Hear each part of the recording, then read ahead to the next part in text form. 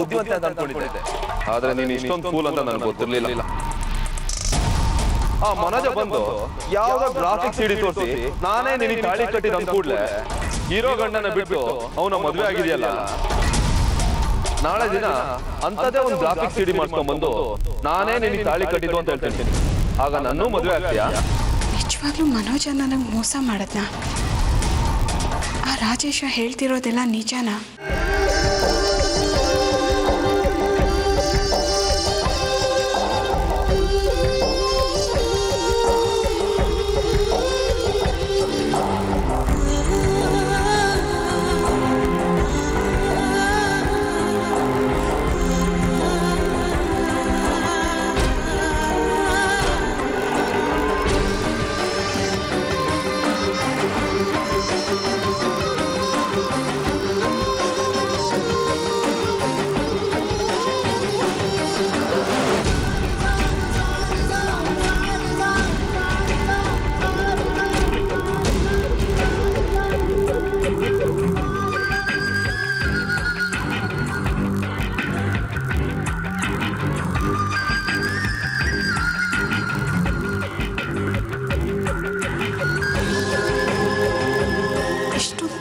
ಮನೋಜ ಮೋಸ ಮಾಡೋದಕ್ಕೆ ಸಾಧ್ಯನಾ?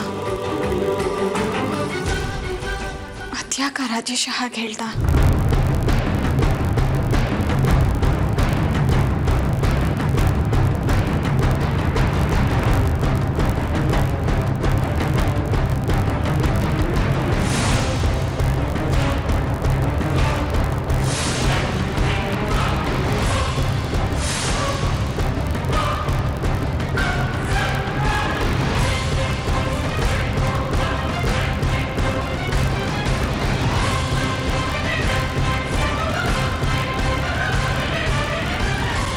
ಇಲ್ಲ, ಈ ವಿಷಯದಲ್ಲಿ ಮನೋಜ ನನಗೆ ಮೋಸ ಮಾಡೋದಕ್ಕೆ ಸಾಧ್ಯನೇ ಇಲ್ಲ.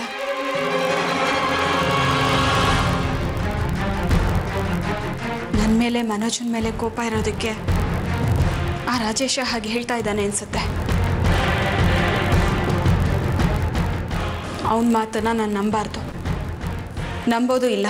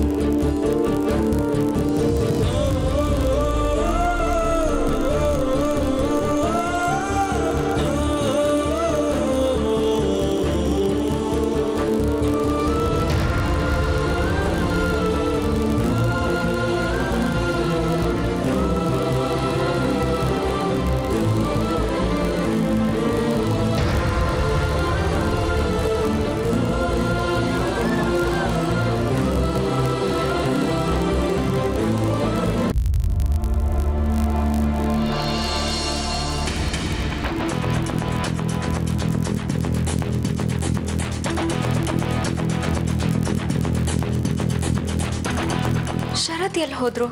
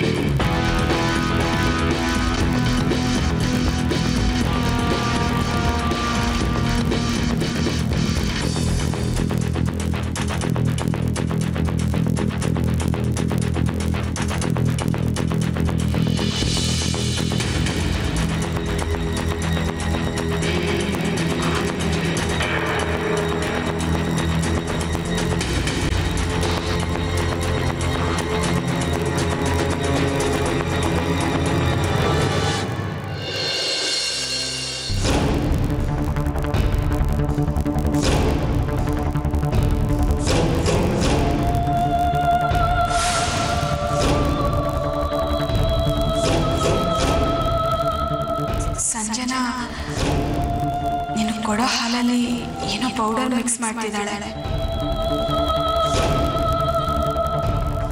ಶರತ್,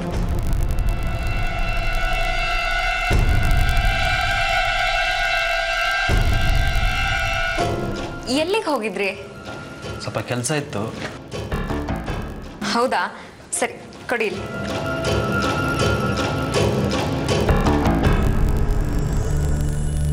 ಹಾಲು ತಗೊಳ್ಳಿ. ಹಾಲ?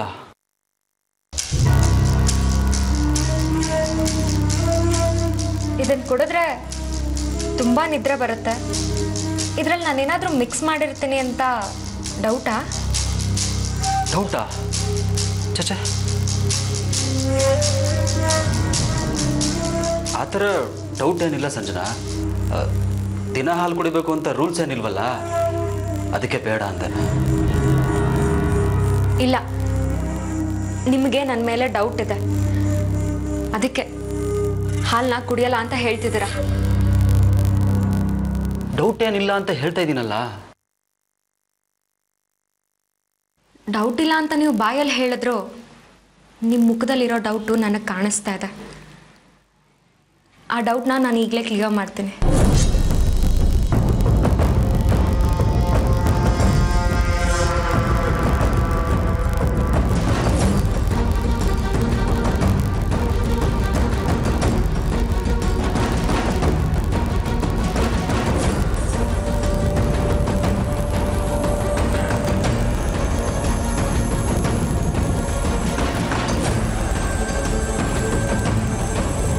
ನಿಮ್ಮ ಮುಂದೆನೇ ಈ ಹಾಲನ್ನ ಕುಡ್ದಿದ್ದೀನಿ.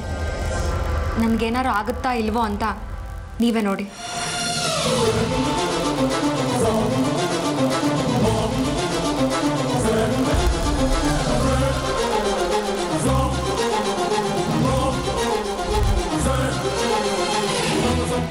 ಅಲ್ಲ, ಸಂಜನಾ ಇಷ್ಟು ಕಾನ್ಫಿಡೆಂಟಾಗಿ ಹಾಲು ಕುಡಿದ್ಲು. ಅದು ಅಲ್ಲದೆ ನಾರ್ಮಲ್ ಆಗೇ ಇದ್ದಾಳೆ. ಮತ್ತೆ ಭಾರತಿ ಅದಕ್ಕೆ ಯಾಕೆ ಹಾಗೆ ಹೇಳಿದ್ರು?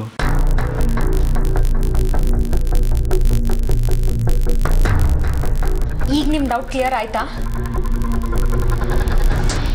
ಅಥವಾ ಇನ್ನೂ ಏನಾದರೂ ಪರೀಕ್ಷೆ ಪಾಸ್ ಮಾಡಬೇಕಾ?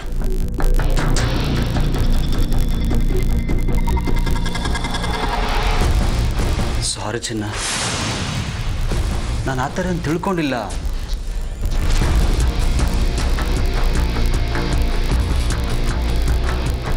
ಶರತ್, ನಾನು ನಿಮ್ಮನ್ನು ನಂಬಿ ಮದುವೆ ಆಗಿ ಈ ಮನೆಗೆ ಬಂದಿದ್ದೀನಿ. ನನಗೆ ಎಲ್ರಿಗಿಂತ ನೀವು ಮುಖ್ಯ.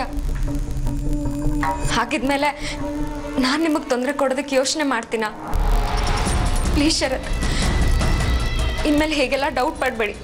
ನನಗೆ ತುಂಬ ಹರ್ಟ್ ಆಗುತ್ತೆ.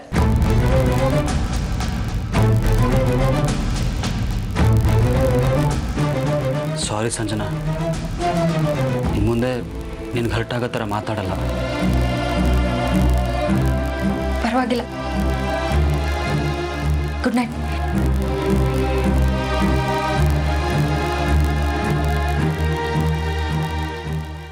ಸಂಜನಾ,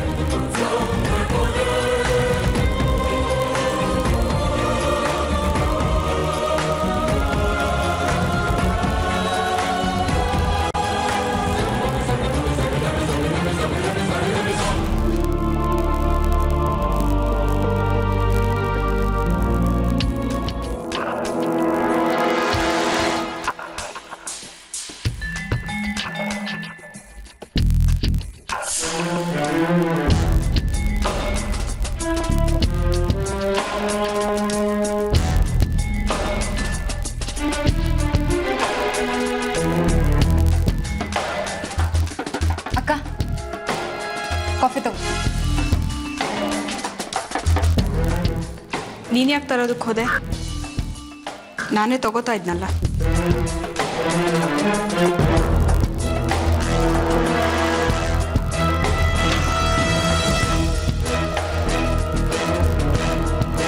ಯಾಕೆ? ನಾನಿದ್ರಲ್ಲಿ ನಿದ್ರೆ ಮಾತ್ರ ಹಾಕಿ ತಂದಿರ್ತೀನಿ ಅಂತ ಅನುಮಾನನಾ? ನಾನು ಹೇಳಿದ್ದನ್ನ ಶರತ್ ಇವಳಿಗೆ ಹೇಳ್ಬಿಟ್ಟಿದ್ದಾನೆ ಅನ್ಸುತ್ತೆ. ನಿದ್ದೆ ಮಾತ್ರೇನಾ? ಏನದು?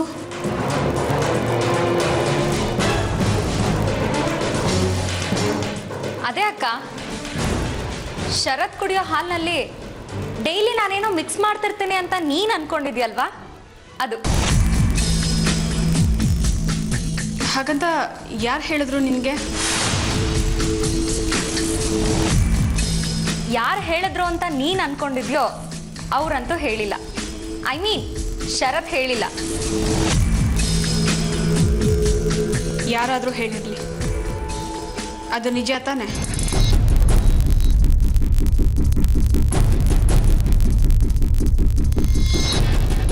ನಿಜ. ಆದರೆ ಅದು ನಿನ್ನ ದೃಷ್ಟಿಲಿ ಮಾತ್ರ. ಶರತ್ ದೃಷ್ಟಿಲಿ ಅದು ಸುಳ್ಳು. ಹಾಗೆ ಆ ನಿಜನ ಸುಳ್ಳು ಮಾಡಿದ್ದು ನಾನೇ.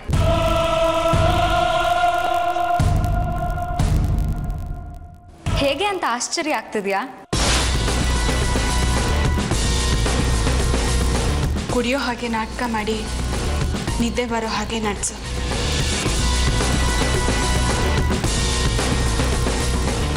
ಆಮೇಲೆ ನಿನಗೆ ಎಲ್ಲ ವಿಷಯ ಗೊತ್ತಾಗುತ್ತೆ. ಇದನ್ನೆಲ್ಲ ನನ್ನ ಹತ್ರ ಯಾಕೆ ಹೇಳ್ತಾ ಇದ್ದೀರಾ?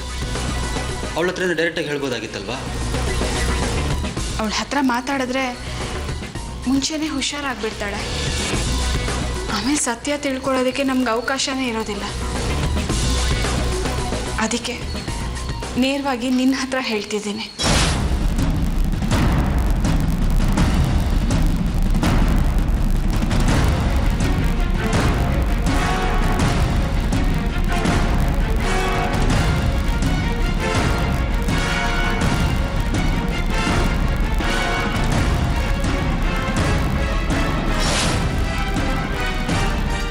ರಾತ್ರಿ ನಾನು ಹಾಲು ಬಿಸಿ ಮಾಡುವಾಗ ನೀನು ನೋಡ್ತಾ ಇದ್ದದನ್ನ ನಾನು ನೋಡಿದೆ.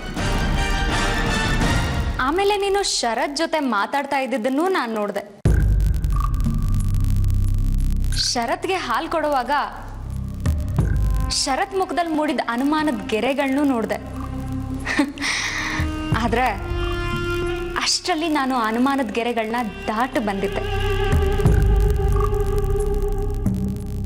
ಹೇಗೆ ಅಂತನಾ? Very simple. ಅಡುಗೆ ಮನೇಲಿ ನೀನು ನೋಡಿದ್ದು, ಶರತ್ ಜೊತೆ ಮಾತಾಡಿದ್ದು, ಇದನ್ನೆಲ್ಲ ನೋಡಿದ್ಮೇಲೂ ಅದೇ ಹಾಲನ್ನ ತಂದು ಕೊಡೋದಕ್ಕೆ ನಾನು ಫೂಲಾ? ಅದಕ್ಕೆ ಬೇರೆ ಹಾಲನ್ನ ತಂದು ಕೊಟ್ಟೆ.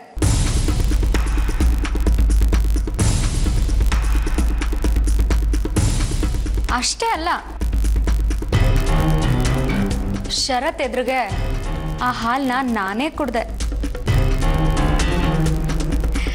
ಅಲ್ಲಿಗೆ ಶರತ್ಗೆ ಒಂದು ವಿಷಯ ಕ್ಲಿಯರ್ ಆಯ್ತು. ಅದೇನಂದ್ರೆ, ನಾನು ಹಾಲಿನಲ್ಲಿ ಏನನ್ನು ಮಿಕ್ಸ್ ಮಾಡ್ತಿಲ್ಲ, ಬದಲಾಗಿ ನೀನೇ ಅವನ ಹತ್ರ ಸುಳ್ಳು ಹೇಳ್ತಿದ್ಯಾ ಅನ್ನೋದು.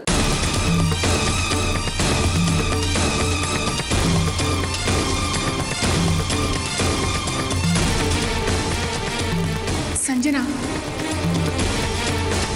ಯಾಕೆ ಈ ರೀತಿ ಎಲ್ಲ ಮಾಡ್ತಿದ್ಯಾ?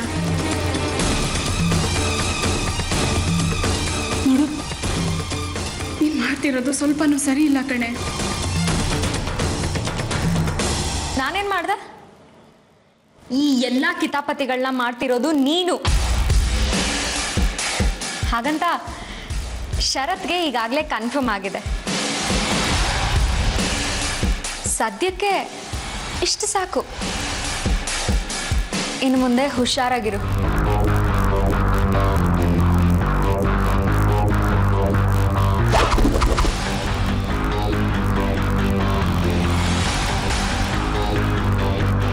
ಹಾ, ಮತ್ತಿನ್ನೊಂದು ವಿಷಯ, ಕಾಫಿಲಿ ಏನು ಮಿಕ್ಸ್ ಮಾಡಿಲ್ಲ. ಧೈರ್ಯವಾಗಿ ಕುಡಿಬಹುದು.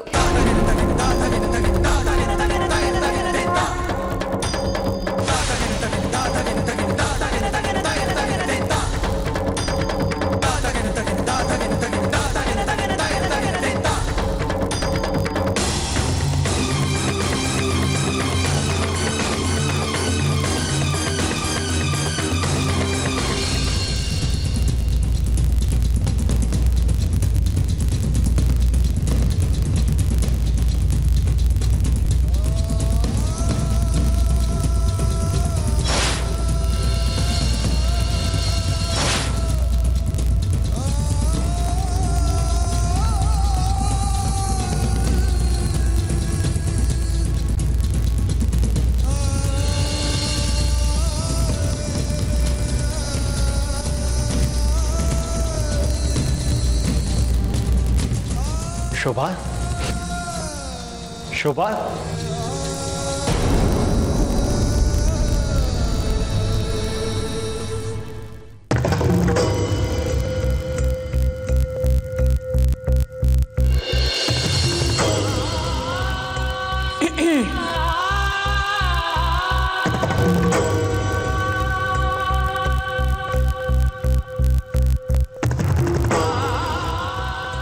ಮತ್ತೆ ಇಲ್ಲಿಗೆ ಬರಬೇಡಿ ಅಂತ ಹೇಳಿದ್ನಲ್ಲ, ಯಾಕೆ ಬಂದ್ರಿ?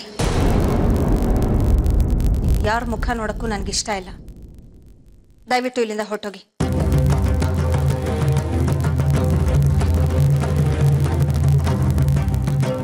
ಇವತ್ತು ನಿನಗೆ ಅನ್ಸಿದ್ದನ್ನೆಲ್ಲ ಮಾತಾಡೋ ಹಕ್ಕು ನಿನಗಿದೆ. ಆ ಸ್ಥಾನದಲ್ಲಿ ನೀನು ನಿಂತಿದ್ಯಾ. ಅದನ್ನು ತಡೆಯೋ ಹಕ್ಕು ನನಗಿಲ್ಲ. ಆದರೆ ಕೆಲವು ವಿಷಯಗಳನ್ನ ನಾನು ನಿನಗೆ ಹೇಳಲೇಬೇಕು. ಅದಕ್ಕೆ ಬಂದೆ. ಜೊತೆಗೆ ನಾನು ಹೊಸಲ ಇಲ್ಲಿ ನೋಡೋಕ್ಕೆ ಬಂದಾಗ ನೀನು ನನ್ನ ಮನೆ ಒಳಗೂ ಸೇರಿಸದೆ ಆಚೆ ಕಳಿಸ್ಬಿಟ್ಟೆ. ಇವತ್ತು ಬಂದಾಗ ನನ್ನನ್ನು ತಡೆಯೋದಕ್ಕೆ ನೀನು ಇರಲಿಲ್ಲ. ಬಹುಶಃ ನಾವಿಬ್ಬರು ಭೇಟಿಯಾಗಲಿ ಅಂತ ದೇವರೇ ಅವಕಾಶ ಮಾಡಿಕೊಟ್ರೆ ಕಾಣುತ್ತೆ. ಆ ದೇವರೇ ಅವಕಾಶ ಮಾಡಿಕೊಟ್ರು ನಾನು ಅವಕಾಶ ಮಾಡಿಕೊಡಲ್ಲ. ನನ್ನ ಬದುಕು ನನ್ನ ಇಷ್ಟ. ನನ್ನ ನಿರ್ಧಾರಗಳ ಮೇಲೆ ಯಾರಿಗೂ ಅಧಿಕಾರ ಇಲ್ಲ. ನೀವೇನೇ ಸಮಜಾಯಿಷಿ ಕೊಟ್ಟರು ಪ್ರಯೋಜನ ಇಲ್ಲ. ನಿಮ್ಮ ಅನುಕೂಲದ ಮಾತುಗಳನ್ನ ಆಡಿ ನನ್ನನ್ನು ಒಪ್ಸೋದಕ್ಕೆ ಪ್ರಯತ್ನ ಪಡಬೇಡಿ. ದಯವಿಟ್ಟು ಹೊರಡಿ ಇಲ್ಲಿಂದ. ಶೋಭಾ, ನಿನ್ನ ಜೀವನದಲ್ಲಿ ಏನೇನು ನಡೆದಿದೆಯೋ ಎಲ್ಲನೂ ಸತ್ಯನೇ. ಆದರೆ ಆ ಸತ್ಯಕ್ಕೆ ಮತ್ತೊಂದು ಆಯಾಮನೂ ಇದೆ. ಅದು ನಿನಗೆ ಗೊತ್ತಾಗಲೇಬೇಕು ಅನ್ನೋದೇ ನನ್ನ ಆಸೆ. 25 ವರ್ಷಗಳಿಂದ ಯಾರಿಗೂ ಹೇಳ್ಕೊಳಕ್ಕಾಗದೆ ನಾನು ಒಬ್ಬನೇ ಒದ್ದಾಡ್ತಾ ಇದ್ದೀನಿ. ಅದಕ್ಕೆ ಇವತ್ತು ಆ ಸತ್ಯ ನಿಂಗೆ ಹೇಳಲೇಬೇಕು ಅಂತ ನಾನು ಬಂದಿರೋದು. ನೀವೇನೇ ಹೇಳಿದ್ರು ಕೇಳೋ ಪರಿಸ್ಥಿತಿನಲ್ಲಿ ನಾನಿಲ್ಲ. ದಯವಿಟ್ಟು ಇಲ್ಲಿಂದ ಹೊರಟೋಗಿ. ದಯವಿಟ್ಟು ನಾನು ಹೇಳೋದನ್ನ ತಾಳ್ಮೆಯಿಂದ ಕೇಳು ಶೋಭಾ. 25 ವರ್ಷಗಳ ಹಿಂದೆ ನಮ್ಗಳ ಜೀವನದಲ್ಲಿ ನಡೆದಂಥ ಘಟನೆ ಮಾತ್ರ ನಿನಗೆ ಗೊತ್ತಿರೋದು. ಅದಾದ ನಂತರ ಏನು ನಡೀತು ಅನ್ನೋದು ನಿನಗೆ ಗೊತ್ತಿಲ್ಲ. ನೀವುಗಳು ನಮ್ಮಿಂದ ದೂರ ಆದಮೇಲೆ ನಿಮ್ಗೋಸ್ಕರ ಊರೆಲ್ಲ ಹುಡುಕ್ತೆ.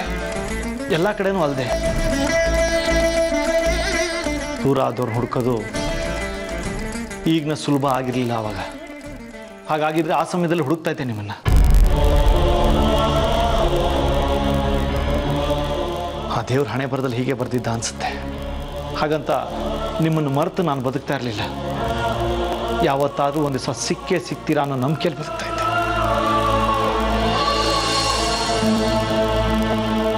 ನನ್ನ ಇಷ್ಟು ವರ್ಷದ ತಪಸ್ಸಿಗೆ ಆ ದೇವ್ರಿಗೆ ಫಲ ಕೊಟ್ಟಿದ್ದಾನೆ. ನಾನು ನಿಮ್ಗೆ ಯಾವ ಅನ್ಯಾಯನೂ ಮಾಡಿಲ್ಲ ಶೋಭಾ. ನಿನ್ಗೇನಾದರೂ ಹಾಗನ್ಸಿದ್ರೆ ನಿನ್ಗೇನು ಸಹಾಯ ಬೇಕು ಕೇಳು, ನಾನು ಮಾಡ್ತೀನಿ. ಆಗ್ಲಾದರೂ ನನ್ನ ಮನಸ್ಸಿಗೆ ಸ್ವಲ್ಪ ಸಮಾಧಾನ ಆಗುತ್ತೆ.